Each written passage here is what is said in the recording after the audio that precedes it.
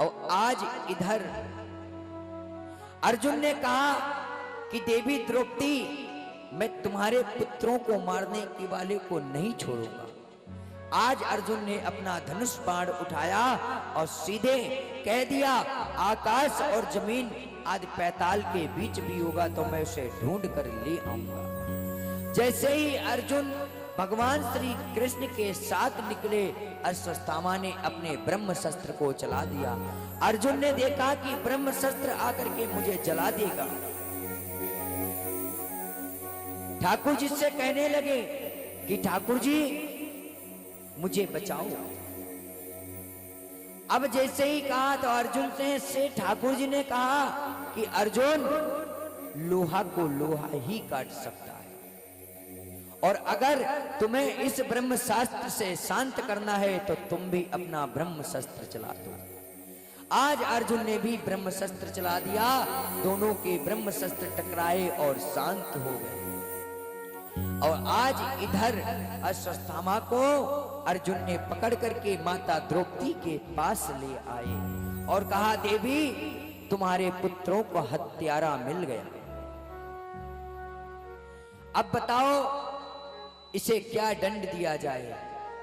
अब कहते हैं, मां, संसार में मां से बड़ा कोई संसार में नहीं होता है। माता और पिता से बड़ा कोई धन नहीं, और माता पिता से बड़ा कोई संसार नहीं। मां की करुणा एक मां ही जानती है, लेकिन इस कलयुग के पुत्र जो हैं मां की करुणा नहीं जानते। आज द्रौपदी रो रही है, अश्वत्थामा खड़ा हुआ है। वहां पर भीमसेन इत्यादि, अर्जुन, सभी लोग मौजूद हैं। लेकिन क्या कहते हैं? अर्जुन ने कहा कि देवी तुम बताओ तो इसको अभी मृत्यु दंड दे दूं। अब द्रौपदी जी, देवी ने कहा कि अर्जुन, ये तो सबसे पहले मेरा गुरु पुत्र है। इसके जो पिता हैं वो हमारे गुरु हैं, और फिर दूसरी बात, ये ब्राह्मण है। ब्राह्मण को कभी मारना नहीं चाहिए। 1,00,000 गौ की हत्या लगती है अगर ब्राह्मण को कोई मारता है। और अगर कोई ब्राह्मण पाप कर्म करता है तो उसे छोड़ना भी नहीं चाहिए। द्रौपदी ने जैसे इन बातों को कहा, तुरंत अर्जुन कहने लगे, देवी तुम इतनी करुणावान कैसे हो गई? अरे आपके तो 5 पुत्रों की मृत्यु हुई है। द्रौपदी देवी ने कहा कि अर्जुन, ये गुरु पुत्र है, अगर इसको मैं दंड देने से मेरे पुत्र वापसी हो जाएं तो इसको दंड दिया जाए। उन्हीं के बीच में हमारे भगवान द्वारिका नाथ विराजमान थे। अब अर्जुन ने कहा कि गुरुदेव, सबने सब कुछ बताया, अब ये बताओ, ये पहले तो गुरुपुत्र है, फिर ब्राह्मण है, और ये द्रौपदी के पुत्रों का हत्यारा भी है। क्या करना चाहिए? ठाकुर जी ने कहा, जैसी जिसकी करनी वैसे उसको पड़ेगी भरनी। अगर इसने ब्राह्मण होकर के और 5 पुत्रों का वध किया है तो इसको अधम ब्राह्मण बना दो। अधम ब्राह्मण जब बन जाएगा तो ना तो किसी के घर जाने के लायक रहेगा, ना ही नगर में आने के लायक रहेगा, और खुद ये घुट घुट कर अपने आप मृत्यु को प्राप्त हो जाएगा। आज इधर अश्वत्थामा ने ठाकुर जी के कहने पे उनके सर के आधे बालों को मुड़वा दिया, आधी मूंछ को मुड़वा दिया, आधी दाढ़ी को हटवा दिया, शरीर से जनेऊ उतरवा दिया और उसको धक्के दे करके ग्राम से बाहर कर दिया और नाम रख दिया, आज से ये अधम ब्राह्मण है। आज द्रौपदी जी को ठाकुर जी ने समझाया। इधर अर्जुन से कहा कि अर्जुन, अब मुझे आज्ञा दो, जो मैं भी अपनी द्वारिकापुरी में जाऊं, तो द्वारिकावासी मेरा इंतजार कर रहे हैं। अब इधर सुभद्रा आदि, द्रौपदी जी, माता कुंती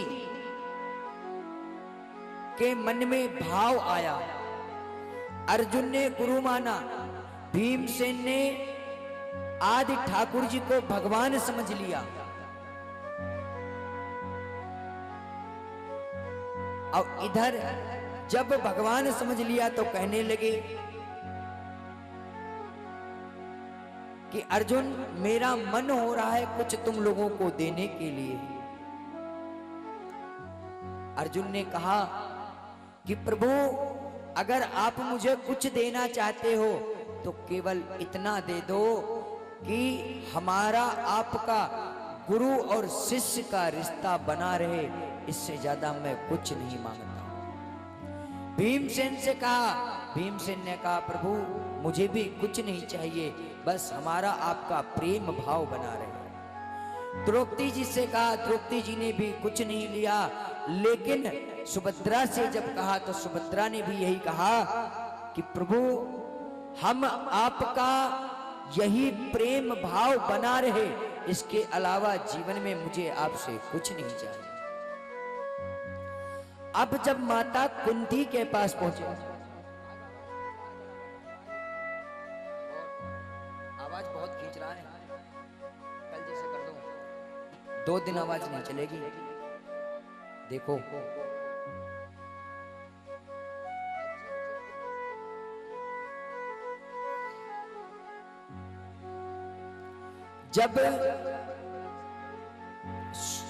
जब इधर कुंती जी के पास आए ठाकुर जी, तब कहने लगे बुआ, बुआ जी देख करके ठाकुर जी को मुस्कुराने लगी और कहने लगी, लाला तुम मुझे बुआ कहते हो और हमारा जो रिश्ता है वो भतीजा और बुआ का है। जब ठाकुर जी ने कुंती से कहा कि बुआ जी अब मैंने आपको कुछ देने का मन हो रहा है, तब कुंती ने क्या मांगा कि लाला अगर मुझे कुछ देना चाहते हो तो सिर्फ इतना देना कि जीवन में मेरे कभी विपत्ति खत्म नहीं हो। कहने लगे बुआ आप ये क्या मांग रही हो, विपत्ति मांग रही हो? कुंती ने कहा कि लाला आपको पता है दुख में आपकी याद आती है और सुख में आपका नाम भूल जाऊंगी। जब मेरे जीवन में विपत्ति ही विपत्ति रहेंगी तब आपका स्मरण में हमेशा करती रहूंगी। फिर ठाकुर जी ने कहा बुआ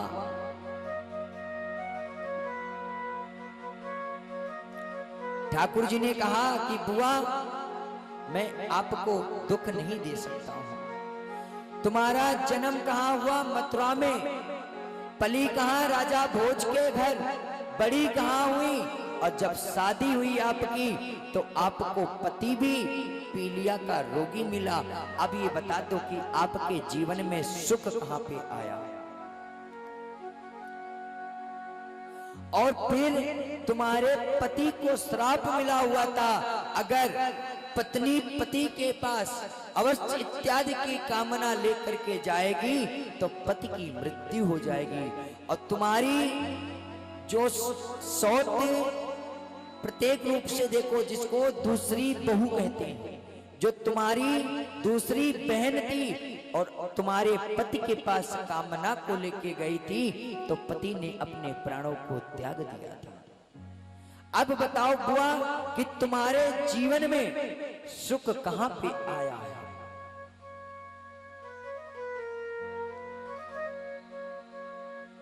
इधर कुंती कहती हैं कि लाला सुख के माथे सिल पड़े, जो हरि हृदय से जाए, बलिहारी वा दुख की जो पल पल नाम जपाए। अरे कन्हैया, ऐसे सुख को लेकर के क्या करना जिसमें गोविंद का नाम ना हो। और सबसे बड़ा जीवन का धन हमारे लिए क्या है? अगर आज हमारे जीवन में दुख नहीं होता तो मेरा कन्हैया मेरे सामने खड़ा नहीं होता। ठाकुर जी से कहती माता कुंती कि लाला, आज दुख था इसीलिए आज तुम मेरे सामने खड़े हो, और मैं यही कहूंगी मेरे जीवन में एक विपत्ति खड़ी हो जाए और दूसरी विपत्ति तुरंत हमारे पीछे आ जाए। इधर विपत्ति को अगर विपत्ति कहते हैं तो उसे हम संपत्ति भी कहते हैं। विपत्ति देखोगे तो समय से चलती है और संपत्ति समय के अनुसार आती है। और तुलसीदास जी ने बहुत सुंदर चौपाई गाई है। कही हनुमंत विपत्ति प्रभु सोई,